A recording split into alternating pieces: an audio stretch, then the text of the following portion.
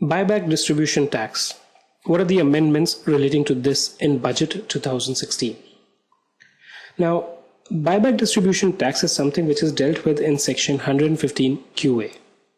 In this case, what happened is that an Indian company may do a buyback from its shareholders for shares, right? Under the existing provision of the section 115 QA, it applies only where the buyback is carried out as per section 77A of the Companies Act.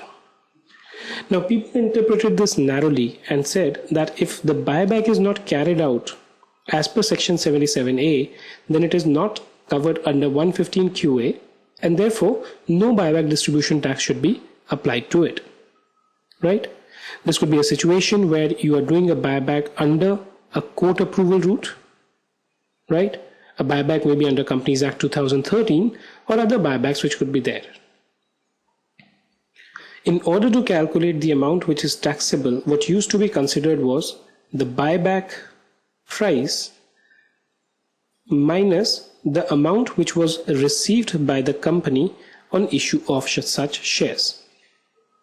Now, there was again a debate that when you issue the shares, right, at the issue price, what in case you are not issuing it for cash, but you are issuing it under a corporate reorganization, something like a merger or a demerger.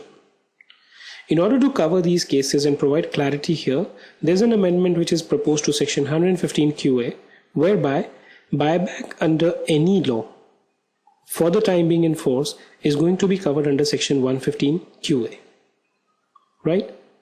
And second, the amount received by the company, which has to be reduced from this buyback price, there are detailed rules which are going to be prescribed, framed, in order to arrive at this amount.